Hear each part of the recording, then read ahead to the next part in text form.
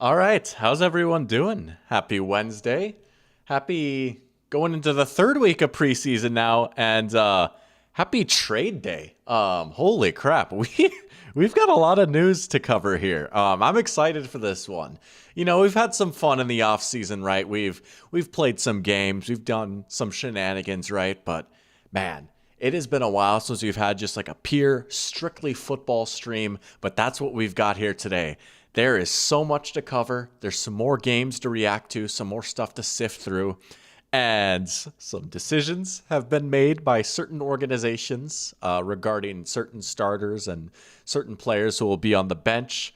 And the Vikings even made a trade, which I found out about an hour ago. I found out about it like right as I was finishing up dinner, and I audibly said, "What?" Like I could not believe it. That was pretty shocking. So we'll get to that too.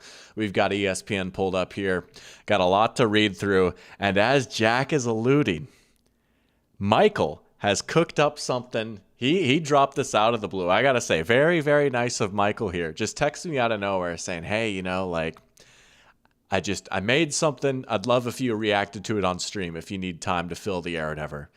And you know what? Say no more. We will. I'm going to keep it a surprise. I don't think you have anything to be worried about, Jack. It's pretty positive, I would say. It's good stuff. And I only pulled it up. I haven't looked through it yet because I want my real, raw, honest reactions. But he said that it's color-coded. It's a Google Doc. So we're going to get to that too. We're going to get to that too, probably at the end of the stream. But shout out Michael. He said he might not be in here tonight. Duty calls for him. He's got something going on with work right now. We wish him the best with that. Hey, I understand that life, right? Working in media. But you guys know the drill. If you're in here, feel free to say hello in chat. Looks like we got a good squad here already. We got Jack squared, we got Jack, and we got Gothberg. Let's go. We got Sebastian and Pear Champ in here as well. 8 people watching. We'll take that. We'll take that for the middle of August. How are you guys doing? I'm doing great. It's storming here in Georgia right now, so just your typical Georgia August day. It seems like we get a 30-minute thunderstorm every single day in August. Had a fantastic dinner today. I got to tell you, oh my gosh, Christine and I made, and I might get this wrong, cacio e pepe, which is an Italian dish. Very, very good stuff. Made a little sirloin steak to go alongside that. Very, very well fed going into the stream. And yeah, I mean, it's starting to get to be football time, man. Yeah, it's very exciting stuff. It's very exciting stuff. So I'm doing well. Look at that. Look at that. What's up, Parker? What's up, Eagle Eyes? Good to have you guys in here. Hope you guys are doing well. Danny Dimes. No, let's go. No, let's go. Well, we'll get to Danny Dimes in a second. I have a lot to say about that. That's what I'll say. I've got a lot to say, but we'll get there. Parker's saying he's got an Anthony Richardson. Oh, wait. That is Sebastian. But Parker's saying, what's up, Doc? Your profile pictures are similar colors, and you got the letters going on. Parker says sup. Sebastian says he's got an Anthony Richardson slander post pulled up on r/NFL. Oh boy. Oh boy. Oh yeah. I gotta show r/NFL something. But we got applied literature back in here too. Let's go. Indiana Jones. That's a good nickname, right? I can't hate that. I've actually never heard that before. That's the first I've heard of that. I could respect Indiana Jones at least. And you know what? A Danny Dimes comeback story might be fun, but did you see the throw he hit in the preseason? Don't they know that he's on my dynasty team?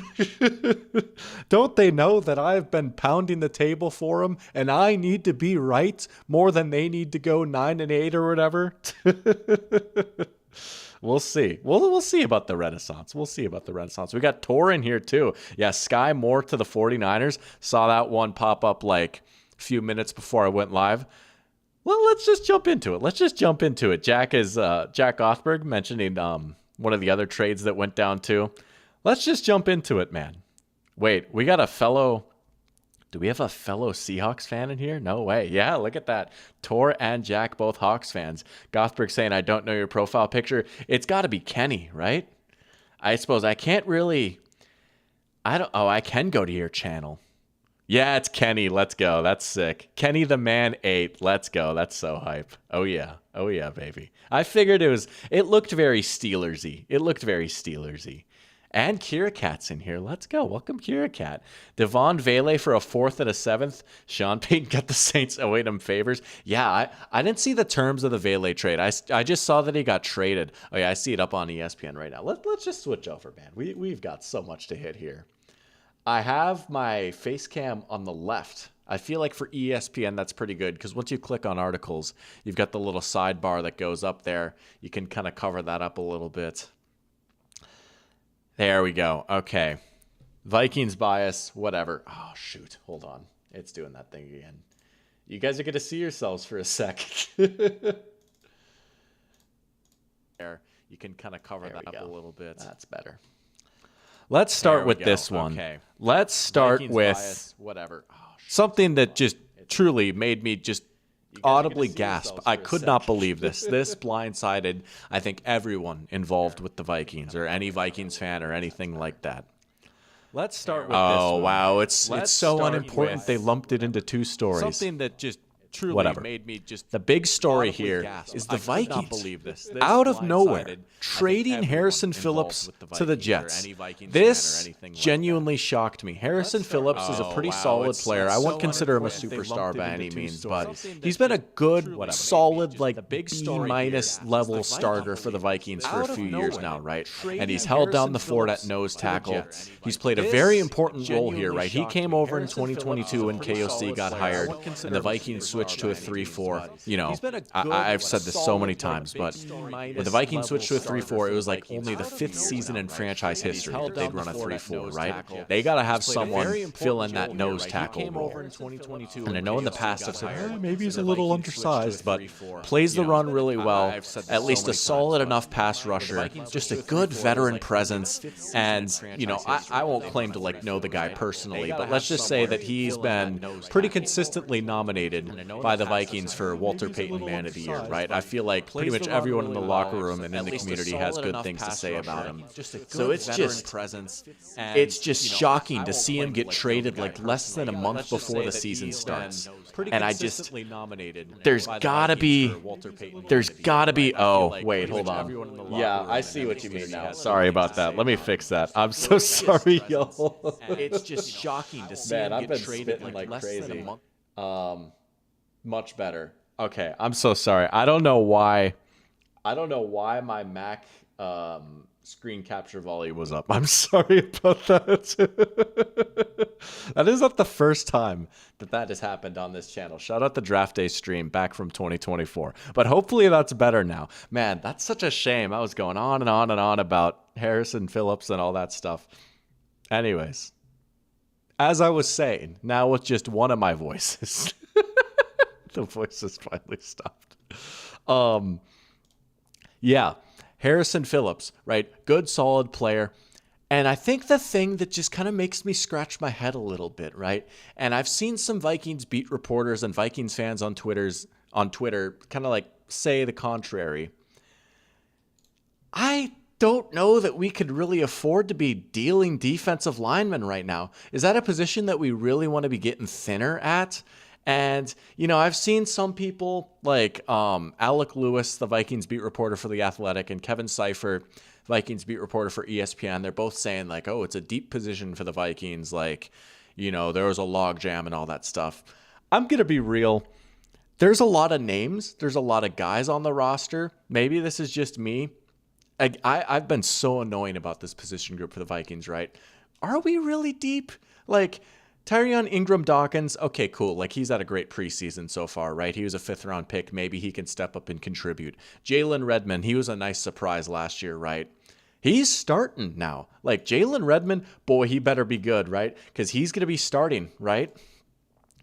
Javon Hargrave, I don't know. Just a little skeptical of him. Could he be maybe a cool pass rush piece, maybe? Could he, like, step in and, like, I don't know, get, like, 3 or 4 sacks for us? Could Brian Flores do some fun stuff with him on 3rd down? Sure, maybe. He's still a good lateral mover. He's also 32 and coming off an injury-riddled season, and honestly, just doesn't quite seem to move like he used to. Like, do we really want to bank on him playing, like, 16 or 17 games? I don't know, right? And, like, again, like, I'm not trying to like necessarily debate Alec Lewis or anything, but he's saying like they have Levi Drake Rodriguez. It's like, okay, I guess. Does that mean that we need to trade horrible Harry though? I don't know, man. I don't know. Yeah, and Allen's coming off an injury too, right? And Allen's also on the wrong side of 30. How old is he? He is 30, right? And he looked pretty good when he came back, but still, it's like, man, I don't know. I don't know. Everyone's saying like, oh, they spent so much on the interior. Oh, they've got so many guys. It's like, we haven't got a lot of guys, but like, respectfully, we're one Jalen Redmond injury away from Taki Taimani being our starting nose tackle, or like we'll get really weird with it or something like that, right? Like, I'm sure he probably wouldn't be the next up, but you know what I mean? Like, do we really want to get thinner? I know Brian Flores, let's go Burr. You know what else goes Burr? Jahmyr Gibbs. That's what I'll say. Do we really want to get rid of probably our best run stuffing defensive lineman when that is like still the biggest thing that kind of worries me about this team? I don't know, man. So in Kwesi we trust, whatever. We got an extra draft pick. I know I've been like, we don't have enough draft picks either, but I'm going to be real, man. I'm not the biggest fan of this trade, especially like right before the season starts. Like if we would have done this before the draft or something, cool. We get an extra pick from last year's draft class or for this past year's draft. Cool. But I don't know. Nice move for the Jets, though, I got to say, honestly. Bolstering that defensive line, a unit that was sneaky bad for them last year outside of Quinn and Williams. They really did not get a lot of push up front last year. So I do like that move for the Jets. And it's good to like bring in a culture setter, tone setter, veteran presence to a new regime. So not to make it all about the Vikings. Good move for the Jets, I got to say. Good move for the Jets. But yeah, I don't know. Sebastian endorses it, the Lions fan. Crazy.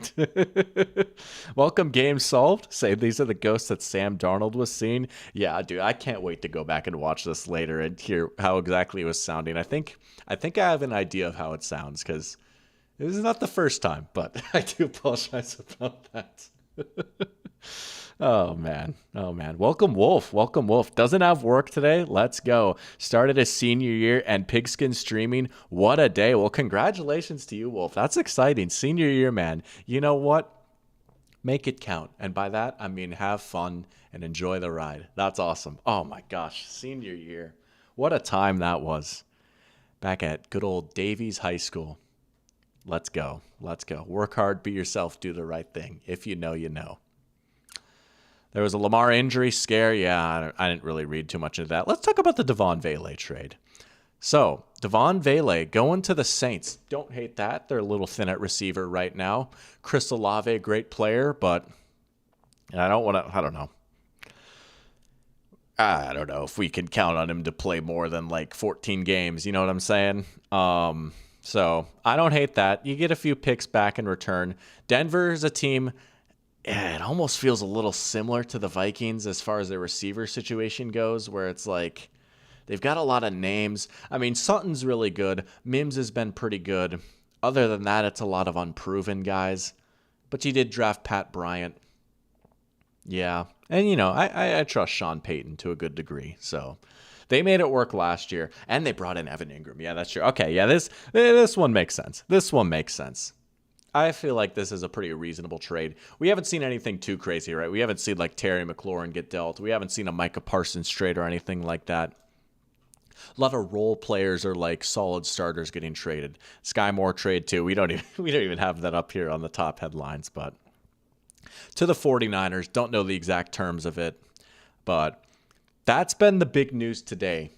Transactions. How about it? How about some August trades though? How about that? That made me snicker. Hey, yo, if you know, you know. Someone who does know. Brent. Welcome to the stream. Browns made a move as well. I don't know if it was a good move. What did the Browns do? I must have missed that. Let's see if we can find the Browns move here.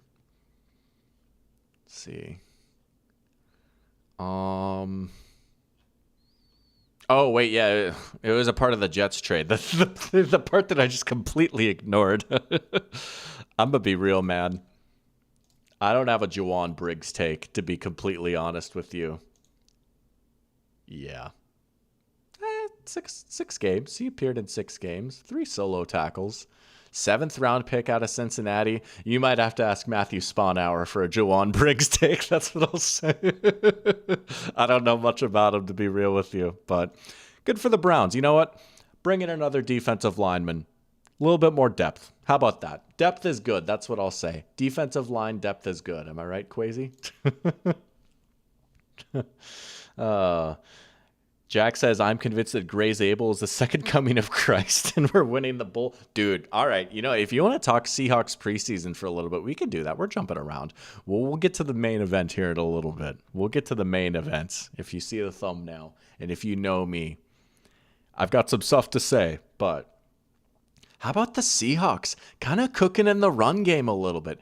It's preseason, right? Again, like there's only so much you can take away from these preseason games, but they're not completely meaningless, right?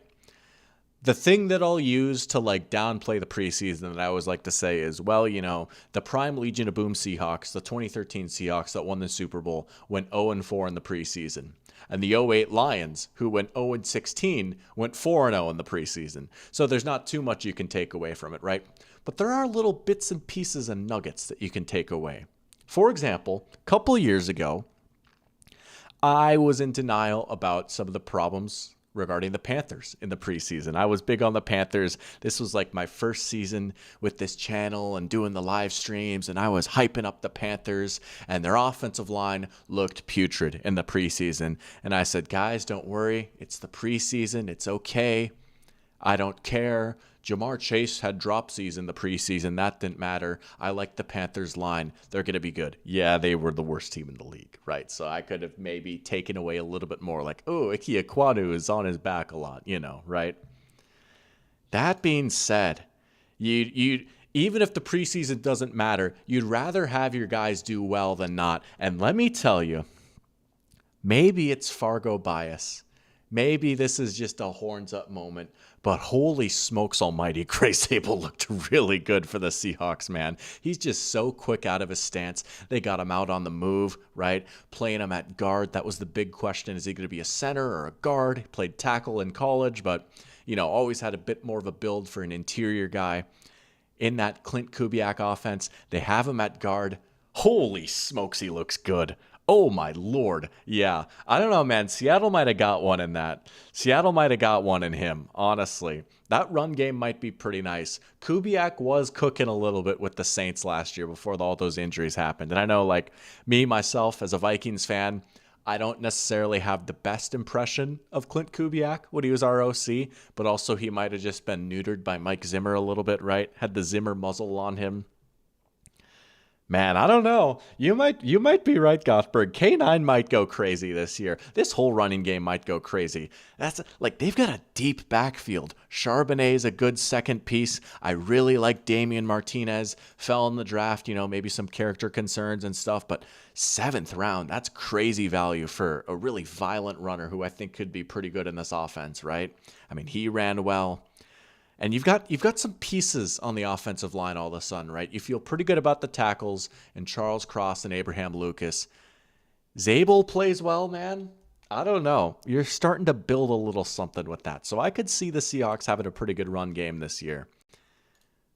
I want to see them utilize Milroe this year. I really want to see him get mixed in the run game a little bit. Play the Taysom Hill role a little bit. I would love to see that. So again, you can't take too much from the preseason, but also maybe you could take away a little. And one big takeaway, Gray Zabel moves different. Gray Zabel might be built different. I don't know. They might have something there. That's what I'll say. We got to catch up with chat. Holy smokes. What do the Saints have to play for? Yeah. I mean, I don't know. I don't know. Pride, I guess, right? You got to build something at least. Figure out if any of your young quarterbacks are good or not. I'm personally Team Rattler myself, but you got to give Shuck a chance too, I suppose. They traded Kalen Saunders, which I thought was interesting. He's a pretty good player. How about the Jaguars getting Kalen Saunders? That's an underrated move right there too. What's up with all these like solid defensive linemen getting dealt, you know? I don't know. I kind of like that move for the Jaguars. I'm not going to lie. As if I needed another reason to like the Jags. Oh, boy. Ruh-roh raggy. Pat Bryant is literally great value. Sutton. Oh, yeah. You know not McVay. You know Sean Payton will have a plan for him, too, right? He if you want like a deep sleeper for fantasy, he's not a bad option. And if you want like a decent handcuff of Cortland Sutton, that's not a bad move either. That's not a bad move. Sebastian was in his last year of high school when COVID hit. Graduation got completely wiped out. I think Jack was saying that too, right? I was in my freshman year of college when COVID hit. And let me tell you, that was a heck of a time to be in the middle of COVID. That was my first year at UGA, right? First year moving like halfway across the country, right? Grew up in North Dakota, moved to Georgia to go to college at UGA. You know, I'm away from all my friends and family and all that stuff, trying to build up a community, make friends there, and then COVID hits, man. That was crazy. Yeah, man. But I bet you honestly, I would say probably having your senior year of high school derailed by COVID would be even worse, because that's just like, you know, that's like the last time you see a lot of these people. That's a lot of laughs that you don't get to fully experience because of COVID, you know. So that, man, it's been a while now. It's crazy to think, you know, I'm feeling a little unky these days. Sebastian needs to know what I think about Hendon Hooker. Oh, you don't want to know. You don't want to know. Let's just say, for the Lions' sake, let's hope Jared Goff doesn't miss any time. Well, honestly, if he did, it might be Kyle Allen going out there. That's what I'll say. I don't know. I've never been big on Hendon Hooker personally.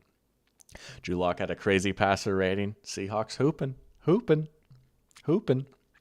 Could Milroe be the next Russell Wilson? Nah, I mean, he's not gonna like Matt Flynn, Sam Darnold, you know, like Darnold will certainly start the season because just like Darnold has a little bit more experience as a starter. Flynn was never the starter when he came to Seattle, right? They did give him a surprisingly big contract, but it's not like he was coming off a big season. He was just coming off a big game.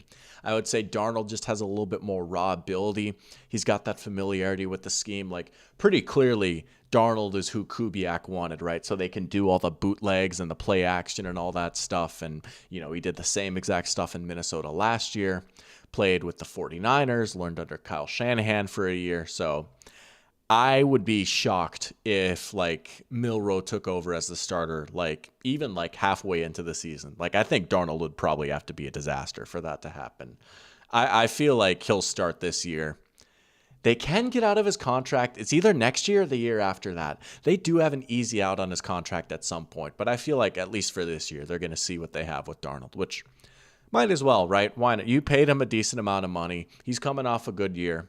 Give it a try. I don't hate it. Gary Kubiak? No, Clint Kubiak is his son, I believe. And he's got a few children running around, at least football. I don't know about the NFL, but he's got some children running around these days. But good for Gary, right? Gary always seemed like a cool guy. I wish him the best. I know he's dealt with his heart issues, and that's why he kind of had to step away from coaching. But he always seemed like a cool guy and one of the pioneers of the outside zone run. Shout out the NFL's meta. Him and Alex Gibbs, the Broncos offensive line coach. That's awesome. Character and post-draft interview, Jalen Milroe. Hey, that's not a bad thing to be, though. A character merchant. We should all strive to be character merchants, I would say. You know? We should all be character merchants.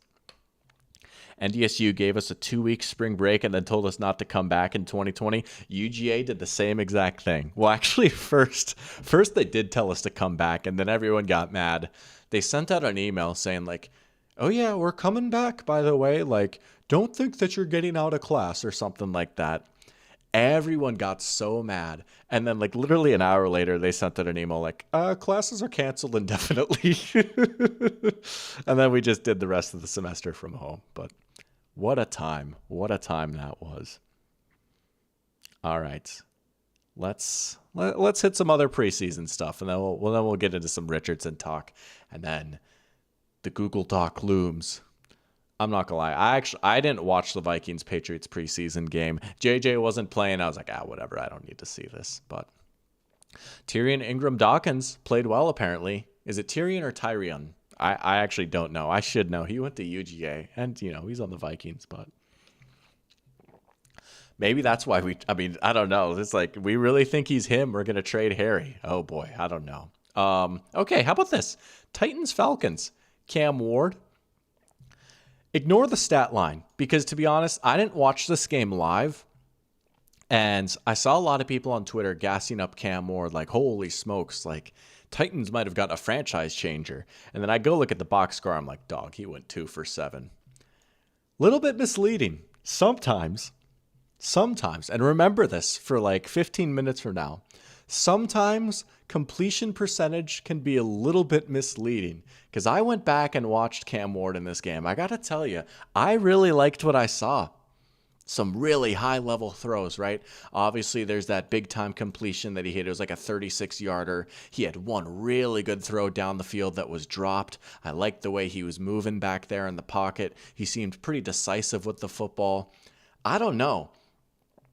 There's been plenty to like about Cam Ward these first 2 weeks in the preseason. And again, it's preseason, but you'd rather see him play well than not play well, if that makes sense. They don't even have game logs for him, but I didn't watch all of his first game against Tampa. I watched a little bit of it, but I went back and I watched all of his dropbacks against Atlanta.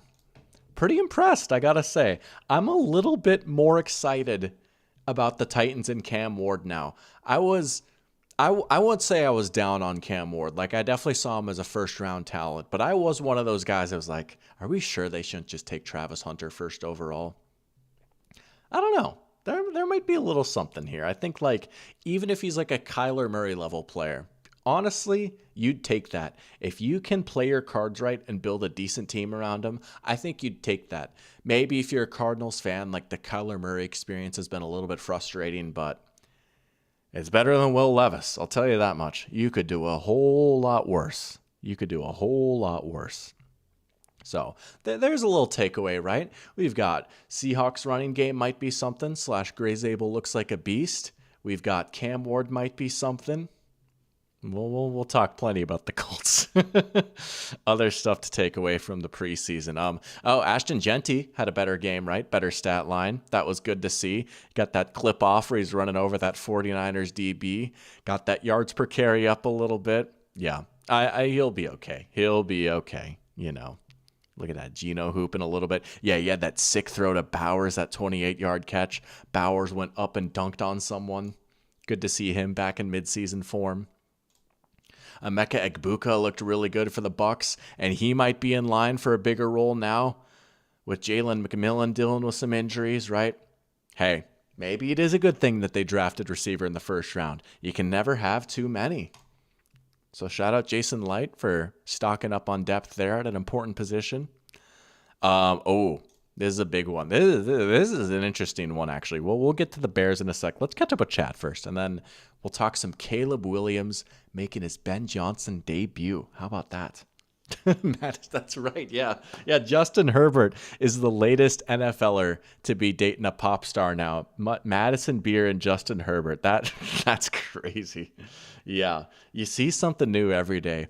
I never pegged Justin Herbert as like the type of guy to date a celebrity. He always seemed like the low-key Oregon fisherman, good old boy, right? But you know what? Good for him. I hope he's happy. And I've seen so many tweets now, like Madison Beer is at that Chargers game against the Broncos, the Thursday night one. Herbert balled out. It's like, let's go.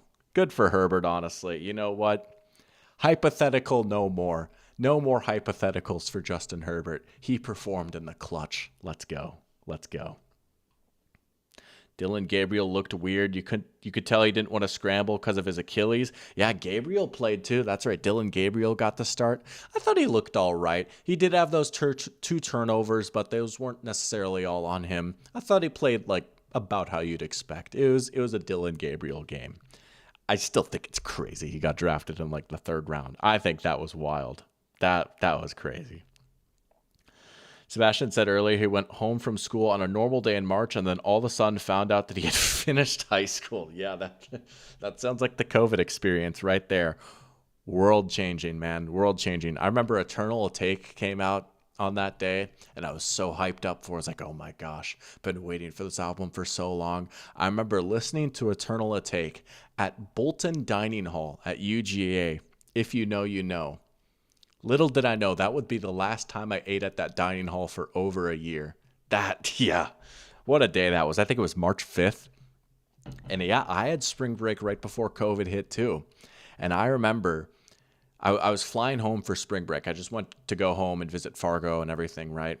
And I remember being at the Atlanta airport and like being on the plane train and stuff and seeing people wearing masks and thinking like, shoot, like maybe this is a little for real, low key. Like we might be in for something, you know? And then the world ended.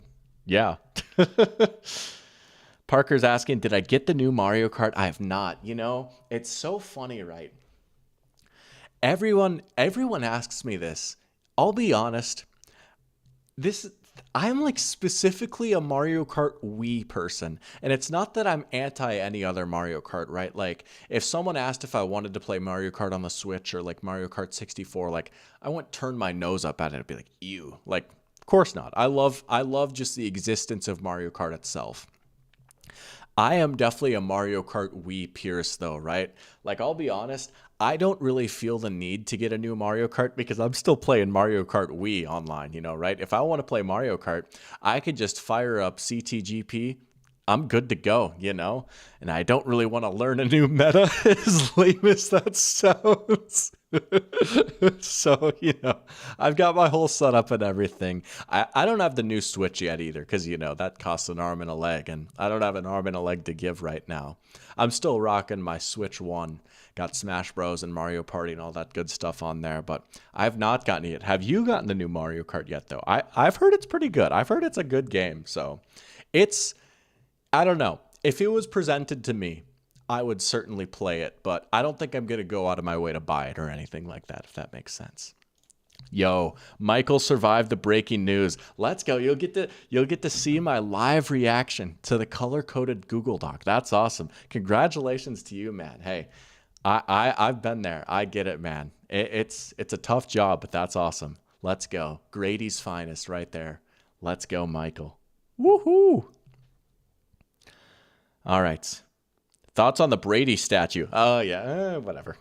the obviously scripted joke he made where, like, he had no comedic timing. He's like, it's something that Jets fans will throw their beer at when they leave, probably in the second quarter. Maybe third. I don't know. It's like, okay, Tom, I get it. You can't be the GOAT and funny, too. Whatever. He definitely paid like one of the SNL writers $1 million to write that speech for him or something. It's like, oh, Tom, silly Tom. But POS Mario Kart player, true. Shout out Weird Kid. Dude, Weird Kid boomed me that one time. I couldn't believe I was getting clowned on by Weird Kid. Oh, man. Tyler Lockett going for 2K? Yeah. That seems rational. I get that. Yeah, obviously. Of course. Trevor Siemian still around? Good for him. What's Trevor Siemian up to these days? Pearchamp is more optimistic for the Titans as well after the draft. Thought Cam Ward was the right choice, but thought more of it be a Trevor Lawrence situation. Maybe not. Now, obviously, he won't be as good as Trevor Lawrence is, you know, because, I mean, obviously Trevor Lawrence is just such a beast and it's never his fault. And this year, finally, he's going to show everyone and finish third in MVP voting. But Cam Ward could be something like that, baby. Oh, Trevor, please be good or it's over for me. Oh, Jaguars, please be good or it's over for me. You don't want to know what I'm going to be doing in 2 weeks with the Jaguars. That's what I'll say. Dangerous Jaguars thoughts are dancing around in my head right now, but I can't do it. Or can I? Maybe I can do it. Maybe I can do it. I probably will. Oh, jeez. Speaking of Justin Herbert, he's just saw a video where he's learning chess from Anna Kramling, I think it is. You know, I remember seeing something on Twitter about that vaguely. I know I say that word wrong. I don't care. Midwestern accent. Sue me. I'm not familiar. I might have to check it out, though. Jack watched the video. He said it was good. I don't know who this Anna Kramling is. Learning chess. Really? Is she like a chess grandmaster or something, right? Isn't that what the Queen's Gambit is about? It's like Anya Taylor-Joy is like some chess genius. Maybe that's what that is. I don't know. I could be so tapped into certain things and then just be completely clueless about other stuff. But it is hard to justify these crazy Nintendo prices. Now, I'm with you, Applied Literature. It's crazy. I'm also with you with that, Pair Champ. Mario Kart Wii, some are saying it's the best game ever. Is it buggy? Is it just littered with glitches and bugs? Maybe. But you know what? That's what makes it charming. That's what makes it charming. Yo, let's go. Let's go. Let's go, Tampa. Thank you, Buccaneers, for popping in here. As always, let's go. Look at that. An NFL team rocking with the doctor. How about it? How about it? To celebrate our 50th season, we are revealing the top 50 greatest Buccaneers of all time. Who do I think are the 3 best players in our franchise's history? And go Bucks, W Bucks indeed. Ooh, that's a great question. All right, we're going to pull up Tampa Bay Buccaneers here on Pro Football Reference. I've got it bookmarked now, finally. I got to say, off the top, I'm gonna give 3 off the top, and then I'm gonna pull up like the Buccaneers franchise encyclopedia and sort by AV, and then like get a better list. But I'm gonna say off the dome, I think you got to have Derek Brooks in there. You could argue maybe he's number 1. I'll throw Brady in there. I know he was only there for a few years, but I mean, come on, he shows up, they win a Super Bowl. Then like his second season in Tampa was arguably better, and even his third season in Tampa, I think it like gets overstated. I think his decline got overstated a little bit. I still thought he was a pretty good quarterback even in his final year. So we'll say Derek Brooks, we'll say Tom Brady, and there's a few other guys that are kind of dancing around in my head right now. I mean, you could go Leroy Selman if you want an old head pick. You could go Rondé Barber. Oh man. I mean, you could even like throw Tristan Wirfs in there if you want like a really recent pick, or Mike Evans. Levante David has a great case, I'd say. Warren Sapp has a great case. Someone is saying that.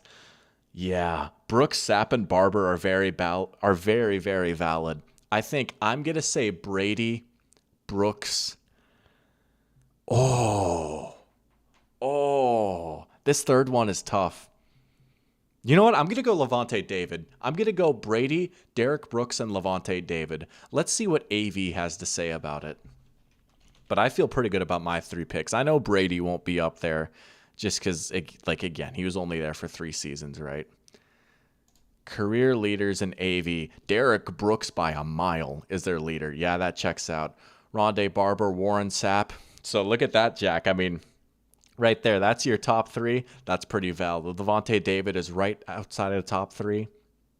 Mike Evans cracked over 100. There's Leroy Selman. Oh, Gerald McCoy had a pretty underrated career for him. So did Simeon Rice. Ryan Asti and I were talking about Simeon Rice last week. No disrespect, I am shocked that Donovan Smith is right here. I did not expect to see Donovan Smith's name on here. Tristan Wirfs, he'll be there one day, straight up. I think when it's all said and done, Tristan Wirfs will go down as a top 3 Buck of all time. Mike Evans, you could make a great case for Mike Evans. How about, this is a name, and honestly, he might have had a better case if he played longer. How about Ali Marpet? Remember him? Shock retirement after the 2021 season. I got to tell you, that Bucs offensive line, it took a few years for them to recover after Marpet retired, right? Only 1 Pro Bowl, but he was a Pro Bowl level player for most of his career. Fantastic interior offensive lineman. And they missed him dearly when he retired. Out of, what is it, Hobart? Yeah, Hobart. He's not the only guy out of Hobart. I don't even know where Hobart is. But that unlocked a memory. I haven't thought about Ali Marpet in like a year, honestly. That's crazy. Now we're getting down to some of the deeper cuts here. There's Tom Brady at 41. I get if you don't want to have him in there, honestly, because again, like only a few seasons. It is truly ridiculous how good he was with Tampa, though, right? I mean, it's crazy. Like, this just shows how little the Pro Bowl means, right? Didn't make the Pro Bowl in 2020. Had a ridiculous season. Wins the Super Bowl. And then like 2021 legitimately was one of the best seasons of his career, not just statistically, but he looked phenomenal out there, man. His deep ball was humming. He ran that Bruce Arians offense beautifully. It was so funny. Some of the younger NFL fans around this time that only saw Brady as like the dude that just threw like choice routes to Julian Edelman and little dump offs to Rex Burkhead. Like, oh, he's just a check down merchant. It's like, nah, bro, you don't know about Brady's deep ball. And he goes to the Bucs and everyone's like, can he run Bruce Arians offense at this age? It's like, yeah. And I still stand by, like, I think that honestly, he was better in 2022 than a lot of people think. Obviously, he wasn't quite at this level. I still thought he was a pretty good quarterback, though.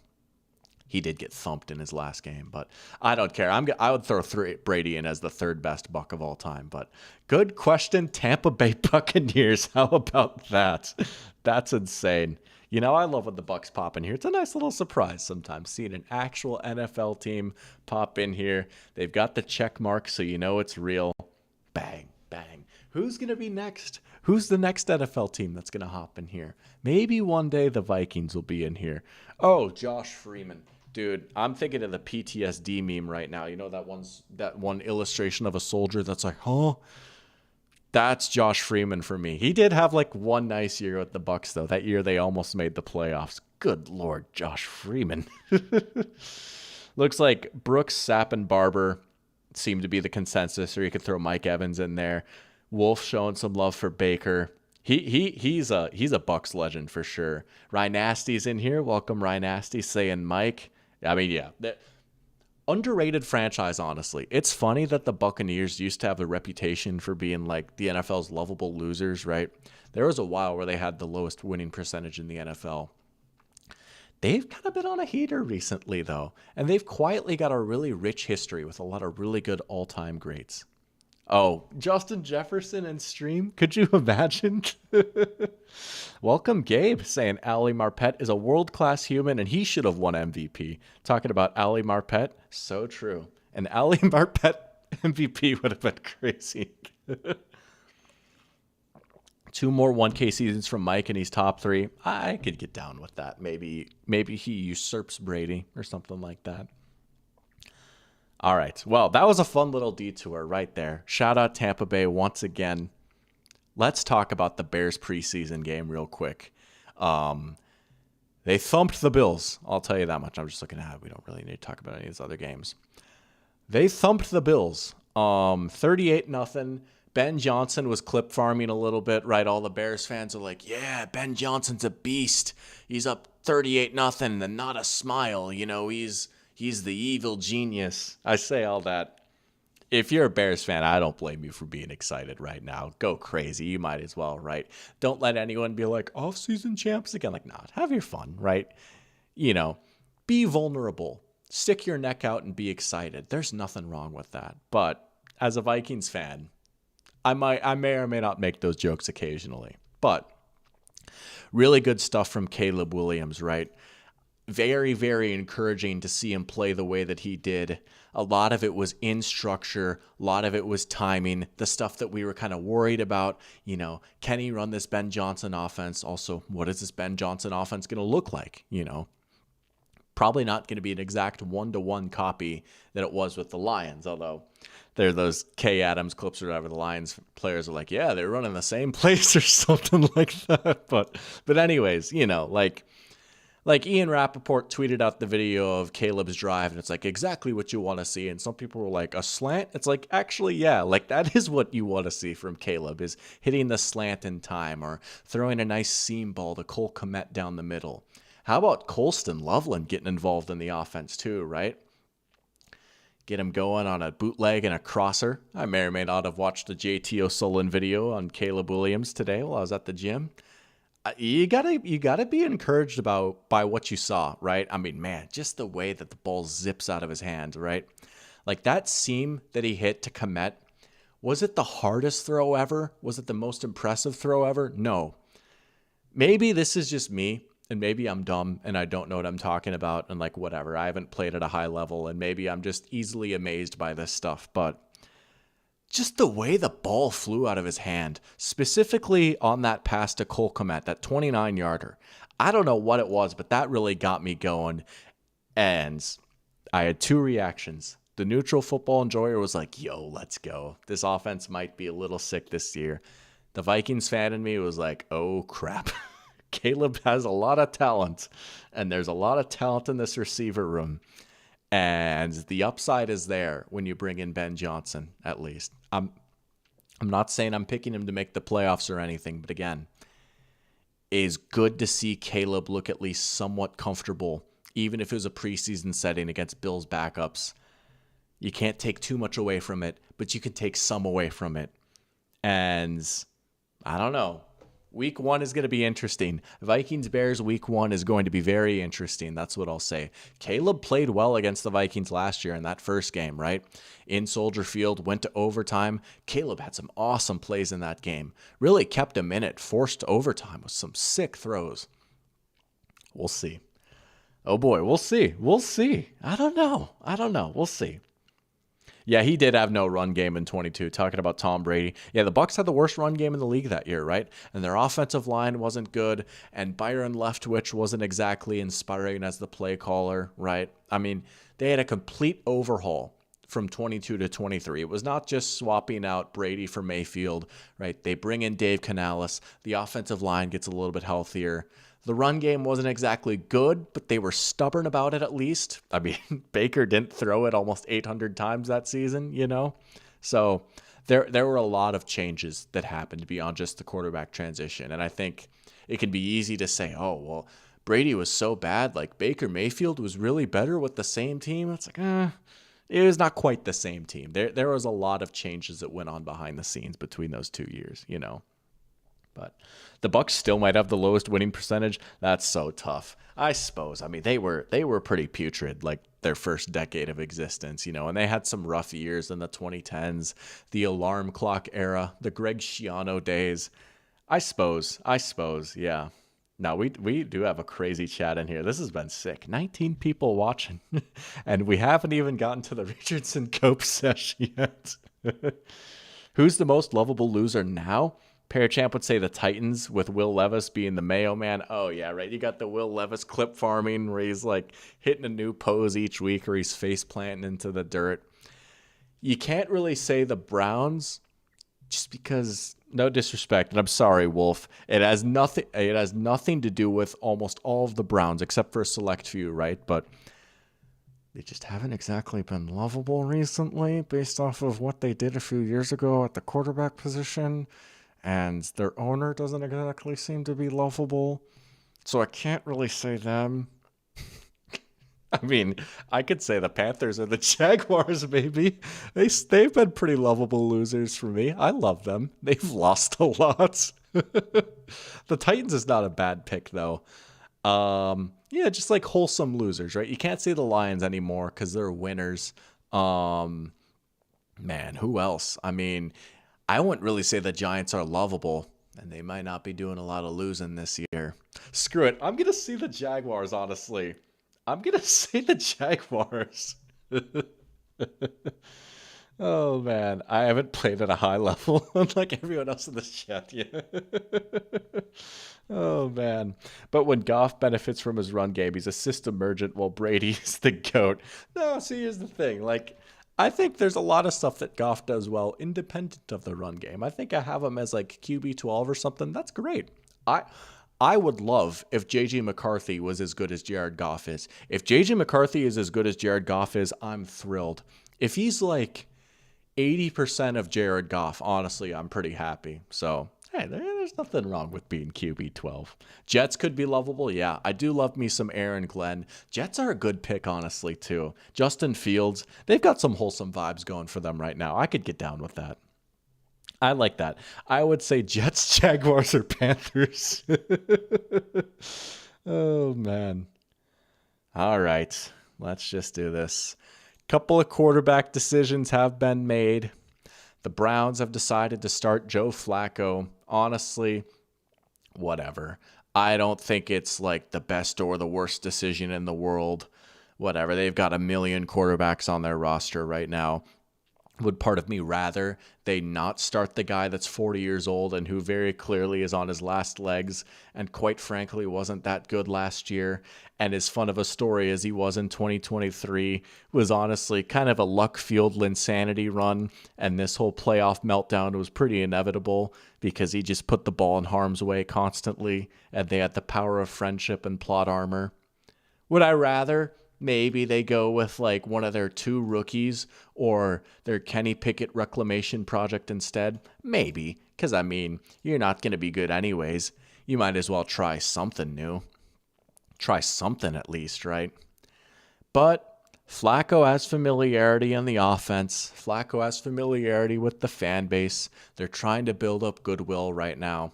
Whatever. Sure. I don't know. Sure. They could do whatever they want this year, honestly. As long as Watson's not out there, go for it. Whatever. That's not the quarterback decision that caught my eye. That's not the one that we're here to talk about. Because the Colts have made the call on who has won the quarterback competition, or at least who has won the quarterback competition. I say that like I've been in the building. My glorious prince, my precious king, the guy who I refuse to sell my stocks in, even now, the guy who was my first round pick in Dynasty last year. Yes, that is a true story. Whatever. Do I regret it? Slightly, maybe a little bit. Anthony Richardson will be riding the pine to start the season, and Indiana Jones, Daniel Jones, their new signing, has been named the Week 1 starter for the Colts. People are wondering, is it over for Anthony Richardson? Benched last year. All these injuries. Hurt his pinky in the preseason. Oh my gosh, his completion percentage is only slightly higher than Tyrese Halliburton's field goal percentage. True story. I actually looked that up because I was curious. That's a true story. Maybe not helping my case. Anthony Richardson is benched. And I don't like it. I'm sorry, man. Here's the thing that really gets me. Okay, to an extent, I can almost see the vision with what the Colts are trying to do here, right? I can almost see the rationale with this decision. It's pretty obvious why they're doing this. Shane Steichen, their coach, and Chris Ballard, the GM, are both on the hot seat. It kind of feels like it's a put up or shut up year for them. Ballard's been there a lot longer. He's certainly on the hot seat, but I would say that Steichen is on the hot seat too, absolutely, after what happened last year, right? And so they're trying to save their jobs. Steichen has been saying the whole time, right, like, you know, Daniel Jones is going to bring us the stability, blah, blah, blah, you know. And again, to an extent, I can get how you might be a little frustrated with Richardson's inconsistencies and how his completion percentage was 47.7%, right? But here's like, he's played like what, 11 games, right? Like, here's the thing. They drafted him 4th overall, knowing full well what they were signing up for. They knew how raw he was. They knew how young he was, how few snaps he had. They knew that he was going to need time, patience, confidence, and coaching. So coach him, right? Go ahead, coach him. To me, this just screams, this is a very offensive coordinator brained move, right? Shane Steichen, former offensive coordinator, still calls the plays. If I want to call back to my most recent video, right? Let's be honest, Shane Steichen got hired because he was a good play caller, and the Colts thought, ooh, we want that. We want good offense now, right? Shane Steichen, give us good offense now. And it's pretty obvious they're starting Daniel Jones because Steichen thinks that they can recreate the Gardner Minshew year from 2023, and they can RPO and screen pass their way to 9-8 and maybe sneak in the playoffs, and we'll all be going, oh my gosh, Shane Steichen is such a genius because they have the 16th most efficient offense with Daniel Jones. Look at this cool RPO for 7 yards that they ran against the Jaguars. Shane Steichen is a beast. Keep him forever. It's like, man, like, I just feel like obviously it really limits your ceiling, right? Like maybe Daniel Jones improves a little bit. Maybe he turns it a good year. Maybe even best case scenario, you can recreate the 2022 Giants season. Where did that take the Giants exactly, right? Like there's a reason he was available, you know? But the thing that I think really gets me, right? Beyond just like, I think that he needs time and he needs patience. And I know I've been so stubborn and adamant, like I swear he's closer to turning the corner than some people think. And I still believe that.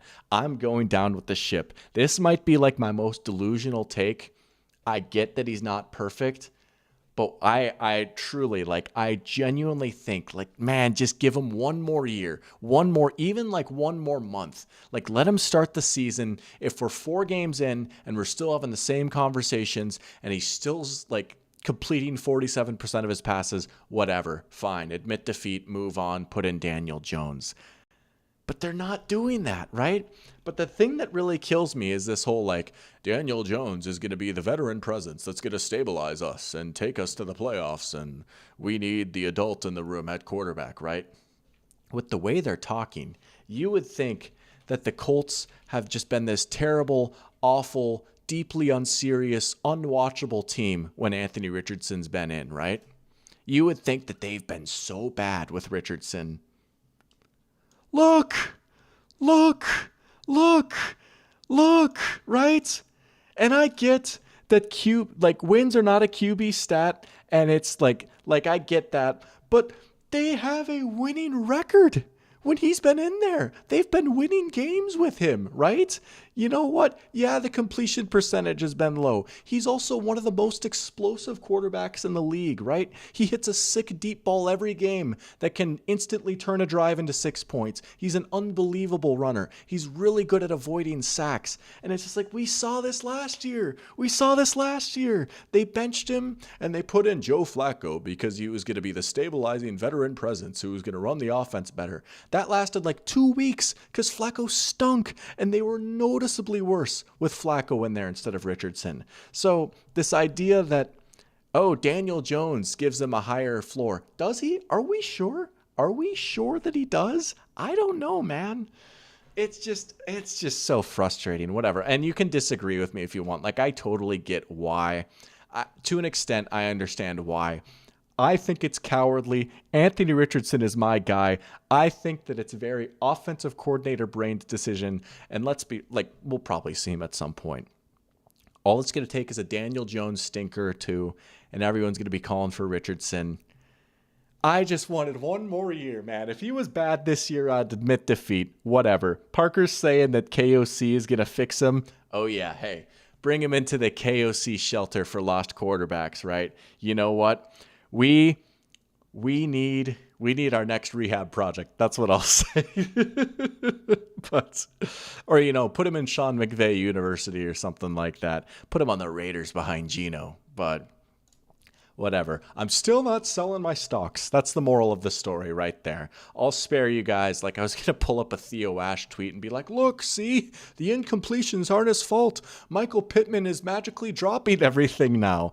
But when Minshew was in there, he's mossing people, and all of a sudden he can't catch anything. But you could go look that up if you want. But I swear, like, he's obviously inaccurate, but I swear, dude, he had so many dropped passes last year. It was crazy. Anyways, I just needed to get that out of there. That is my Anthony Richardson cope. Maybe it's just because I own him in Dynasty, and I've just always liked him, and I've really wanted him to do well. I don't know. I just want to see him play like 4 games this year because I thought he closed this. I'm going to stop talking. All right. I ignored chat for like 10 minutes there because I just wanted to yap about Richardson. But, oh, brother. Yeah. I had to get that out of my system. Jack says the Colts are obviously tanking. I mean, there's no way, right? Like if they win like 6 games, Steichen and Ballard are gone. Like, there's no way they can tank, right? Like, they're doing that move to win, I think. Like, these guys are fighting for their jobs right now. They're low key in like a win now type of spot. They spent a lot in free agency on that defense. They brought in Lou Anarumo, right? DeForest Buckner, Grover Stewart, they ain't getting any younger, I don't think they are tanking. I think they're trying to win, which I guess, like, I just, no more. No more. Stop it. Stop talking about Richardson. All right, let's move on. We'll get to the Google Doc in a sec. Let's catch up with chat here. Future Eagles Hall of Famer Anthony Richardson. Yeah, when could you imagine he goes to the Eagles and the next year when Steichen gets fired, Steichen's the Eagles OC again. All I'm hearing is Richardson clears Halliburton. So true. No, don't slander my goat Halliburton like that. I know, like, Knicks Pacers animosity. I get that. Oh, it's just such a shame that Halliburton went down in Game 7. We were about to see an all-timer right there, especially as someone who's like a low-key Thunder hater and was not hater. I kind of wanted to see him lose, though. I don't know. They amused me, but I wanted to see them lose. Oh, that broke my heart when Halliburton went down, man. How come Steph Curry shoots threes at 40% and he's a goat, but when Richardson goes 50% from 70-yard throws, he's terrible? You get it, right? Dude, we got to take over the Colts. That's all I'm hearing. That's all I'm hearing. There's a sense with my teams. Maybe don't pick teams in the AFC South. I think the AFC South might just be a cursed division as a whole, honestly, right? I mean, that is one heck of a division to hitch your wagon to. I was in on like that whole division last year. I had my whole, I think the Titans might be feisty speech for a little bit. And then, they had the first pick in the draft and all that good stuff. Yeah. Yeah, that's right. The next pick, Devin Witherspoon, who I did not have in my top 10. I'm sorry. He was just outside, He was my only honorable mention for what it's worth. Thank you, Applied Literature, the broadcaster voice. Funny story. That's actually what I originally went to school for, was broadcasting. I wanted to be a play-by-play broadcaster. And I did enjoy it a good amount. I really did. I had a lot of fun doing play-by-play. And I wouldn't necessarily shut the door on ever doing it again. But this is what I'm going for right now, right? This and writing all this stuff. Right now, this is like my journalism avenue, if that makes sense. And then what I'll say for now, because I know some people, I don't even know if some people are wondering or not, but give me a few weeks. I might actually have an update for you guys on the employment front. That's what I'll say. I'm gonna keep it at that right now because there's still some things in progress, but some good stuff is happening on the employment front. That's what I'll say, which is very exciting because it's been a journey to find what I'm gonna do next. But I think I might have found something. That's what I'll say for right now. I can't say anything else right now. We're going to keep it on the down low, but some exciting stuff potentially, so that'll be good. But the Colts forgot that Saquon existed. Only explanation for starting Jones. Yeah, it certainly helped that they had Saquon on that 2022 Giants team. Yeah. Oh, man. Yeah. Okay, fine. Final thing about Richardson, and then we're moving on. JP Acosta, who covers the NFL for SB Nation, does good work, also a Jaguars fan, tweeted out, and I really like the way he put it right. You can't get 2020 to now Josh Allen without the pitfalls of 2018 to 2019 Josh Allen. Not saying Richardson would ever become Josh Allen. That's an impossible bar right there, right? He's not going to win MVP. But you can't see that level of improvement in a raw guy or really in any young quarterback without giving him a chance and being patient, right? What if the Bills gave up on Josh Allen after year 2, right? Oh, he's bad. We know it. Plug pulled. Game over, right? Crazy. True. Yeah. Yeah. That's what Wolf wants to do if he goes to college. Broadcast. Dude, that's awesome. Yeah. I mean, hey, look into it, right? See what colleges offer good broadcast journalism programs or sports media programs. Like the biggest piece of advice I can get, right? College is one thing, right? And, you can get a lot from a college degree. And so I don't want this to be taken as like, Dr. Pigskin said I should go to college. Like, absolutely not. But regardless of whether you go to college or not, if you do want to get into like the broadcast game, biggest thing you can do is you just got to do it, right? Find out if there's any like high school organizations or youth sports or literally anything where they're looking for broadcasters, right? I mean, with how big YouTube live streaming is now, right? It is surprisingly easy to find like an opening to do like play-by-play broadcasting for high school sports or youth sports or something like that. That, as some unsolicited advice from someone who's been down that road before, by far, biggest thing you can do right there. Just look around, Google, ask around, whatever is in your area. See if there's something. You'd be surprised what you could land just from asking. So that's some fatherly advice from Dr. Pigskin right there. But at the end of the day, do what you want to do, right? You got to do what's going to make you happy. That is by far the most important thing. But who gets fired first, Colts head coach or Giants head coach? Definitely the Colts, because, Giants might be sneaky good. That's what I'll say. But Bill Callahan or Stefanski could get fired first too. Yeah, I could see that. If the Titans come out stinking, they might give Callahan like one more year with the new quarterback. Stefanski's seat has got to be pretty hot. Realistically, Daboll does make sense to get fired early if the Giants aren't good, right? Totally checks out. Mike McDaniel, I would say, is a name to watch too, right there. I would say Mike McDaniel, someone to have on your radar. First coach fired, potentially, if the Dolphins come out and stink it up. But all right. Pair Champ with a good question. Am I planning to do a fantasy mock draft to get more hype or interest for the Discord League? I thought about it. I thought if I had time, I might. I won't today. I might next week, although next week might be draft time for the Discord League, honestly, right?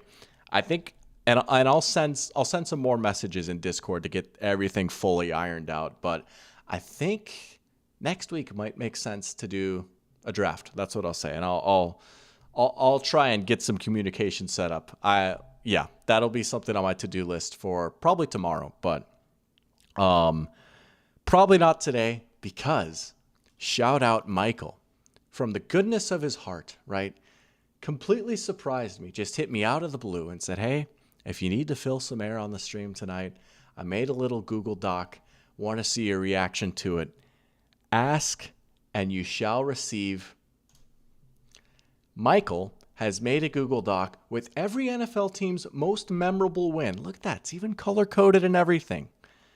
So we're going to scroll through this. Just give some general reactions. I see the Vikings. True. Yep. I'm actually going to move myself over here now. Look at that. You might see me fly across the screen a little bit. I don't know. I think that updated on YouTube now. I'm looking at OBS. But you might see me fly across the screen, so I'm not blocking the text. But we're going to react to Michael's opinion on every NFL team's most memorable win. Bears Super Bowl 20? Yeah, right. Only Super Bowl. Legendary team. Everyone still remembers the 85 Bears. Massive beatdown, right? Just absolutely manhandling the Patriots. Goes down as one of the biggest Super Bowl blowouts of all time. One of the best teams of all time, right? 15-1 Bears. Top Bears, right? They had an SNL skit, the Super Bowl Shuffle. Fridge Perry finding the end zone for a touchdown? Yeah. What else could it possibly be, Super Bowl 20 for Top Bears. I like it. Pair Champ says if we do the draft next week, that should work. Get it done before your fiance's birthday on Friday and wedding on Sunday. Dude, that's so exciting. What a weekend. That's awesome. Well, I tell you what, we'll make sure it's not that, because you've got bigger fish to fry than a fantasy football draft on those days. So we'll make sure it's not there. That's so sick, though. We're excited for you, man. That's awesome. Let's go. Oh, shoot. That makes sense. Okay. Thank you, Game Solved. I actually did not see that. That makes a lot of sense. Okay. I will look into that and see if I could disable that. So true. That's crazy. Yeah, I suppose. And if we need to migrate to ESPN, that's fine, honestly, right? Like honestly, if everyone feels more comfortable with that, we can do that too. That's totally fine. I didn't even think about that. They do have that stuff everywhere. All right. Well, I'll look into that. Thank you for tipping me off on that Game Solve, though. I didn't even think about that. I'll look into that. All right. Bengals 2021 AFC Championship. Yeah, legendary comeback against the Chiefs it was in Arrowhead, right? Yeah. It's either that or the other AFC Championship game that they won to get the Super Bowl back in the 80s. But this was against the big bad Chiefs and Mahomes. Yeah, that makes total sense. Yeah, Can't argue with that. You can make the jokes all you want about like how that's the Bengals Super Bowl, but come on, let them have it, right? That's a cool moment for them. Bills 1992 AFC wild card. That's going to be their comeback against the Oilers, right? What was at the time the largest comeback in NFL history was eventually beaten by another game involving the Vikings, back in 2022. But yeah, Frank Reich for the Bills getting the job done in the clutch, leading the comeback. Broncos Super Bowl 32. That's got to be the first Super Bowl with Elway, right? Yeah, out of the 3 Super Bowls they won, the first one that they won makes the most sense. They finally get over the hump. You've got Pat Bowlen going, "This one's for John," right? John Elway had waited so long to reach the mountaintop. Yeah, Super Bowl 50 was cool, and they went back-to-back the following year, but to finally get over the hump, to win their first Super Bowl, and to do it on the last legs of John Elway's career, yeah, absolutely. Burrowhead. Burrow boy. Burrowhead. Oh, you can only disable it for yourself. Okay, there we go. But oh yeah, let's go. Burrowhead. Oh man, where's Travis Kelce at? Old Cleveland. Yo, we've got an old Cleveland Browns and a new Cleveland Browns. I love that. Old Cleveland Browns, 1986 AFC Divisional. This is the first one I actually don't know off the top of my head. So we're going to look it up. 1986 New York Jets versus Cleveland Browns. Browns getting the win. Marty Schottenheimer. Look at that. The Dan Hansis Mark Sessler Bowl. If you know, you know. Wow. I'm not going to lie. I actually don't know much about this game, but I mean, it's a Browns playoff win. Ended up going to the, oh, wait, was this the drive or the fumble? Oh, was this the drive or the fumble? I don't remember. But anyway, this is not about the Browns' loss. Yeah, Browns playoff win to go to the Final Four. Totally valid. I didn't know this one either. But I bet you this one killed Michael. But it's true, right? New Cleveland Browns, the 2020 AFC wild card. Their big win over the Pittsburgh Steelers. The Browns is the Browns, right? Yeah, totally. Ooh, spicy one for the Bucks. Got the 2020 NFC Championship game. 2 Super Bowl wins for the Bucks here, but going with the 2020 NFC Championship game. Ooh, see, it's hard to pick over a Super Bowl, but at the same time, right, they knocked off the 1 seed Packers. It was a legendary game. It was in Lambeau, right? It was definitely a more dramatic game than the Super Bowl. I might say, I would personally still maybe say the Super Bowl just because of the big time beatdown that they put on the Chiefs. But I don't hate this one bit, honestly. That's a nice sleeper pick right there. I can't get mad at that. That wouldn't be my first pick, but I see the vision. I respect it. To each their own, right? Brown should have beat the Chiefs that year too. Yeah, that's right. The missed helmet-to-helmet hit. Anything's possible. Chad Henne picking up the 4th down. That was a crazy game. Browns honestly had a crazy year that year. They were a pretty good team that year. Red 8 was the Raiders. Red Right 88. For someone who prides themselves as like an NFL historian, I've heard of that play. I actually don't know what that is off the top of my head, though. But yeah, that Browns-Chiefs game, that would have been their new Browns pick if they had won that game, though. For the Chiefs, I would just put the first Mahomes Super Bowl with Jet Chips, Wasps. Oh, yeah, but Super Bowl 58. I don't know. Oh, we'll get to the Chiefs. Cardinals 2009 NFC wild card. Yeah, it's funny. That wasn't their Super Bowl year, right? That was 2008. But this was at the time, and I still think it is, the highest scoring playoff game in NFL history. Shootout with the Packers. Carlos Dansby forcing the strip sack, scoop and score for the win in overtime. Yeah, good pick right there. Love it. Chargers 1981 AFC divisional game, the game that no one should have lost. The enduring image of Kellen Winslow limping off the field, being helped by his teammates. What was it, like a double OT thriller in the muggy Miami Heat? Crazy shootout. Dan Fouts versus Don Strock. Kellen Winslow Sr. going crazy. All-time great playoff game? Yeah. Great pull right there. Let's go. KC Chiefs, Super Bowl 58. Jack is making the case for the first Mahomes Super Bowl. I understand that because, they had a nice little comeback in the fourth quarter, and it was their first Super Bowl win since Super Bowl 4, and they had a crazy playoff run that year. But man, I think this is one of the best football games of all time, Super Bowl 58. The second one against the 49ers, right? Going to overtime, Mahomes leading the game-winning touchdown drive, all the back and forth swings, the hype and the drama and the build-up for this game, and it living up to the hype and then some. I would probably go with Michael here, honestly. If you want to make the argument for, was it 54, I think it was? First one that they won, you could. I'm saying 58. That was a fantastic game. That was an unbelievable game right there. Oh, no.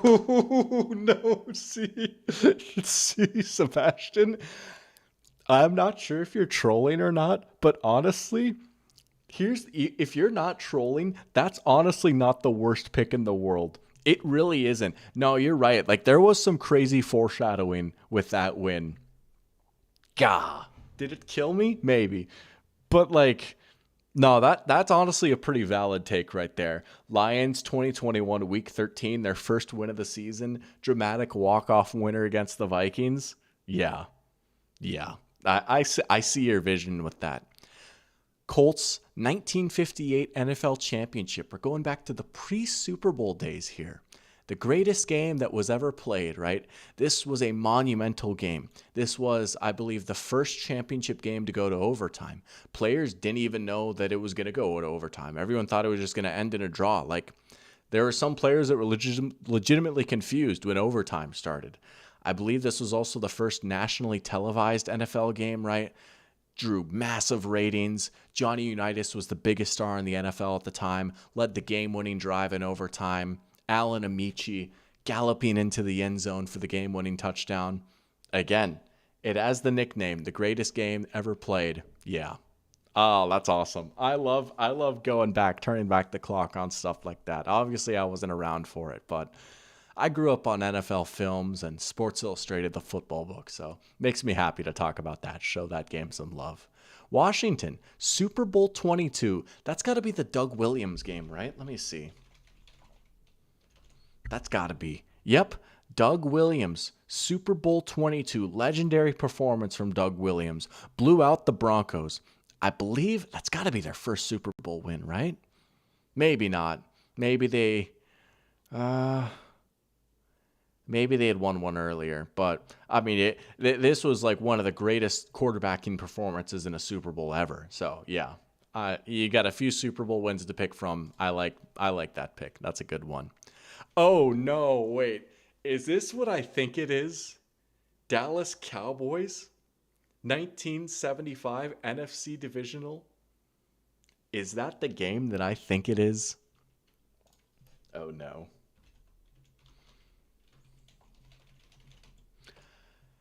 I think it is. Drew Pearson pushed off. Next. The original Hail Mary. Yeah. Drew Pearson pushed off. That's what I'll say. But, yeah, no, that's probably the right pick. Hey, you've got a few Super Bowls to pick from. We could have picked one of those instead, maybe. But, no, that's valid. Welcome, Caden. Let's go. Welcome, Caden, to the stream. I'm hitting it. Oh, yeah, I stay hitting it. We are going through every NFL team's most memorable win right now. You missed the Anthony Richardson Cope session, I will say. Shout out that must be what you're referencing. Understand the reference to that thumbnail right there. I gotta say, I was pretty proud of myself for recreating that. Please tell me someone in chat knows what that thumbnail is a reference to, because, yeah. Good times, man. Good times. Not his fault. Not his fault. All right. Let's keep moving on here. Miami Dolphins, Super Bowl VII, capping off a perfect season, overcame the Garo Yepriman failed pass on the blocked field goal. No qualms with that. 2 Super Bowl wins. Pick the one where they went perfect. Yeah, absolutely. Philadelphia Eagles, Super Bowl 52. Yeah, one of the best games ever, honestly. Was I sad watching this game the whole time? Absolutely. It was in US Bank Stadium. That was supposed to be us, right? I was actually rooting for the Patriots in that game. But no, unbelievable game. You got the Philly special, taking down the NFL's evil empire for your first Super Bowl. Easy choice, right? You could argue like this year's Super Bowl team was better than 52's, but that was just a magical season for the Eagles. Absolutely. No, why is everyone's best game ever against us?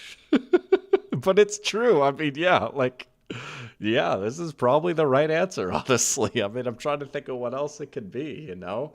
Like the 2016 NFC Championship game, like that was cool, but they just kind of spanked the Packers, you know? Like, it probably is. No! Gary, no! The Macaulay Culkin pose? No, the Home Alone? Yeah. No, I was hitting the Theo Ash. Theo Ash NFL. Ooh, 49ers 1981 NFC Championship game. I like this one. You know what? Kids these days don't know about the catch. I remember a few years ago, I think it was for the NFL's 100th season or something. The NFL did a countdown of like 100 greatest plays, and the catch was pretty high up there. It was like 4. And all the kids were like, that's not even that good of a catch. We see Calvin Johnson do that all the time. It's like, no, but you don't understand the history. This was what jump-started the 49ers dynasty. This was a big changing of the guard moment. The 49ers knocking off the Cowboys, who was the power of the 70s, and becoming the power of the 80s in dramatic fashion. Joe Montana launching a GOAT-worthy career, right? When Joe Montana retired, he was seen as the GOAT. This was what kickstarted it. Yeah. I like it. And respect the catch. Super Bowl 42, bang. Yep, knocking off the undefeated Patriots. Super Bowl, was it 46? Their other one against the Patriots? Up there too. But yeah, easily Super Bowl 42. The Jaguars, 2022 AFC wildcard. Bang. 27-0 down. Going and getting the win. Trevor Lawrence, 1, 2, 3, 4 second half touchdowns. Bang, bang. Trayvon Walker with some big stops. The Jaguars. Bang, bang, bang. Yeah. Let's go. I remember watching that game live. I was the happiest man on planet Earth. The Jaguars. Let's go. Oh, yeah. The Dorktown Bowl. That is one of the most underrated great games in NFL history. I'm sure it is. And again, that was before my time, so I didn't see it live. I'm sure it was. It was the Dorktown Bowl. Yeah. I wonder what documentary they've got cooking up next. Another team series. Gary Anderson is my hero. This guy. He's not mine. Oh, man. Browns Steelers 2010 Week 10 was one of the best games in NFL history. I don't care. Dude, that's crazy. I like to think that I know like this niche stuff and I can just immediately be like, aha, I remember that game. Was that the game where James Harrison nearly killed Mohamed Massaquoi and like slammed his head into the turf? That might be that game, because I remember James Harrison getting fined every week that season. But I don't know if it was that game or the other Browns Steelers game. All right, we've got a few more here. We're chugging along. Jets Super Bowl III. Yep, Joe Namath, the guarantee. One of the most important games in NFL history. Helped legitimize the NFL-AFL merger. Yep. Lions, talking about this earlier, right? You could make a compelling case for the 2021 win over the Vikings. I honestly don't hate that one bit. But yeah, 2023 NFC wildcard over Matthew Stafford's Rams. First playoff win in a million bajillion years in front of the Lions fans at Ford Field. Rockin' environment. Awesome game all around, right? Jared Goff, you're good enough for Detroit, man. Yeah, I gotta say, I respect it. I respect it. Packers 1967 NFL Championship, the Ice Bowl. That's right, the Ice Bowl. Bart Starr, game-winning quarterback sneak in one of the coldest games in NFL history against the Dallas Cowboys for the win. Let's go. Love talking about the Ice Bowl. Great pick right there. You could make an argument maybe for the 2010 Super Bowl. That was a very underrated game. First win, first championship for the Packers in a while. But yeah, I like the Ice Bowl. You got to get an old Packers game in there, you know? Rob Anderson. Psychotic Rob, baby. Let's go. Let's go. Oh, that's right. The Scorigami doc. That's right. Mina Kimes is going to be in that one. We will be tuning into that. Oh, it's going to be on YouTube before John's solo doc. Oh, the Telegraph technology. That's right. Was it Fool Time or something like that, right? Yeah, that's right. That's right. Jaguars should be in Super Bowl 60. Let's go. They will be. They will be. Let's go. They will be. I like your thinking. All right. Panthers keep pounding. 2003 NFC Divisional. I'm going to be honest. As a borderline Panthers fan, I actually don't remember this game. 2003 Divisional round. This was the year they made the playoffs, or no, duh.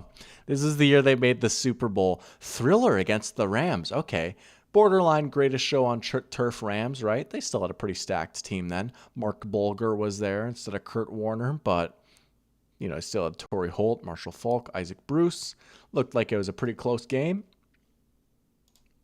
Peep the box score real quick. Yeah, can't argue with that. Let's go.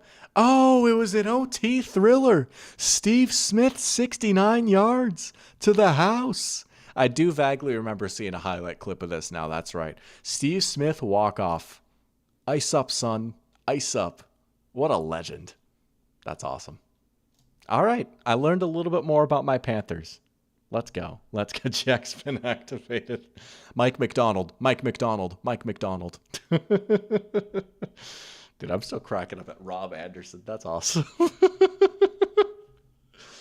New kicker for the Vikings, Rob Anderson. Let's go. Patriots Super Bowl 51. Yep. Sorry, Falcons. 28-3. You could say Tuck rule. You could say their Super Bowl against the Rams, not the 10-3 snooze or whatever, 13-3, but like the first one, right? But it's got to be 28-3. The Raiders. Super Bowl 18. Was that against the Vikings? I think it was. No, not us again. Rams Super Bowl 34. Yep, I mean it's a Super Bowl. That was the one against the Titans, right? Mike Jones getting the stop at the 1 yard line. Kevin Dyson stretching out to try and score. Oh yeah. Dude, that's crazy. 28-3. Dude, that kid was wild, and that's what I'll say.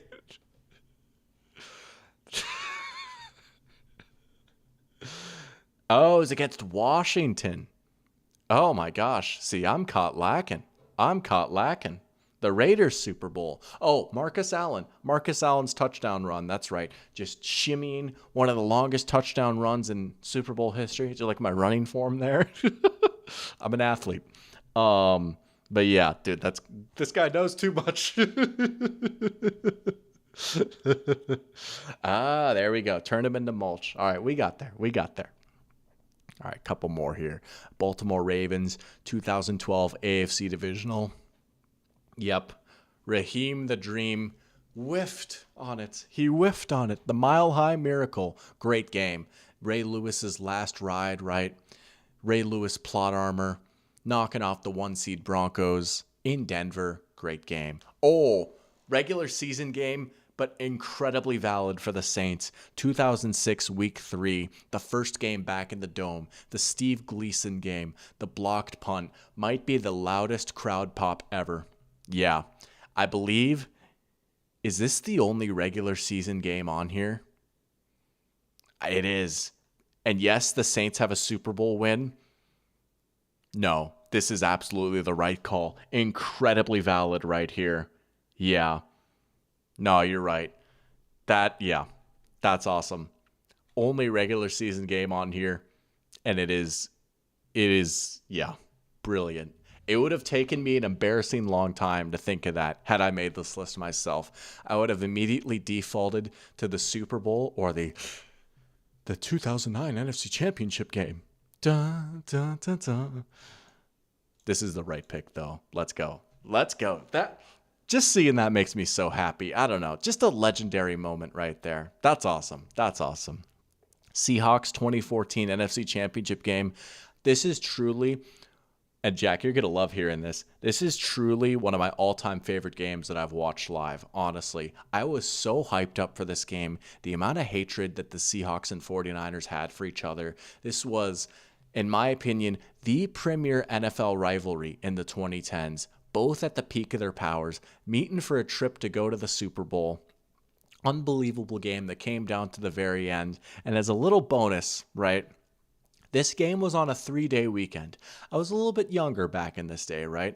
So normally, for these night games, my parents wouldn't let me stay up and watch the game all the way through. But I had no school the next day, so I got to stay up and watch the whole game. Legendary game. You got the Richard Sherman interview at the end. And then to cap it all off, I stayed up late, and then I did have school the next morning. This is genuinely one of my fondest non-Vikings NFL memories, this game right here. And I was pulling for the Seahawks too. I loved this Seahawks team so much. I wanted to see them in the Super Bowl so badly. Yeah. Let's go.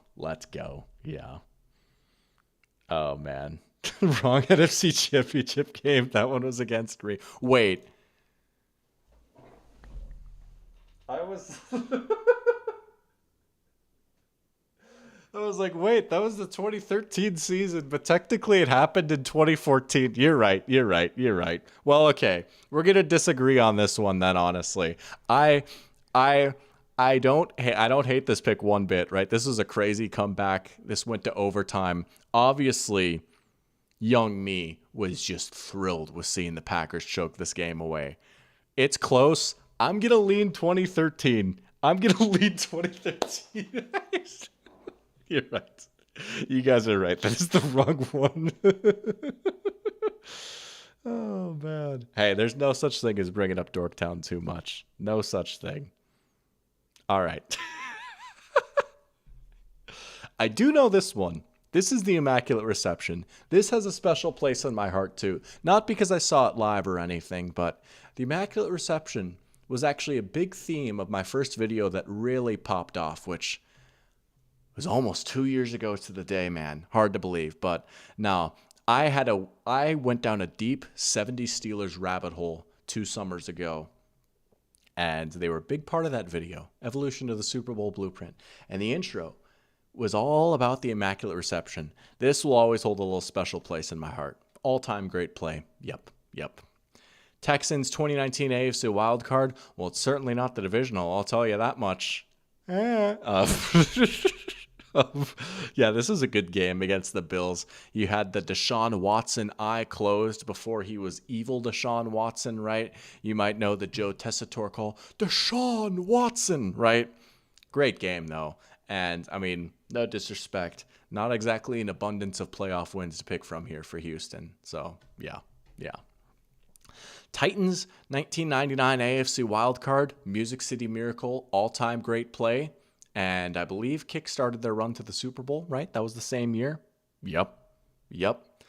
And then there's the Vikings. Passes caught. Diggs. Sideline. Touchdown. Unbelievable. Vikings win it. What else is there to say? Thank you, Michael. That was awesome. That was a lot of fun. Look at that right there. We got to run through every NFL team's most memorable wins. Spot on list, I would say. There's like maybe one or two where I would have changed it, but that's just me being me, right? Everyone's entitled to their own opinion. You killed it though, man. I think this is a very good list right here, even if I got one of the years wrong. And even if a strange amount of them came against the Vikings, which I think just means that we're cosmically cursed. But that's just life as a Vikings fan. But that was awesome. That was awesome. Thank you, Michael. Thank you, everyone, for tuning in. This was a great stream. It was good to just kick back and talk some ball for a little bit. Got to hit some preseason stuff, some Richardson cope, and we got to cap it off with a fun little Google Docs reaction. But before I go, I hinted at this last week, and since Caden's back in here now, I'm going to drop a little bombshell on you guys here. Here's what I'll say. I hinted at this last week saying that there's a stream I had coming up that I was just stupidly excited for. Very, very excited for. And I was going to tease you guys one more week. Well, here we go. It's time. Because next week's stream, as we close out the off season, Caden and I are creating something for you guys, the viewers, who have been so awesome at sticking with this channel, these streams throughout the offseason. Man, we've been through some dog days. You guys have watched me play Rematch and 2K and fill out brackets. You've seen me in 3 different locations now, right? 3 different studios. Well, next week for our stream, we are creating a Kahoot for you guys to play. We are going to host a live football trivia game. It is going to be up you guys' alley. That's what I'll say. It's going to be something very much geared towards viewers of this channel. But that will be next week's stream.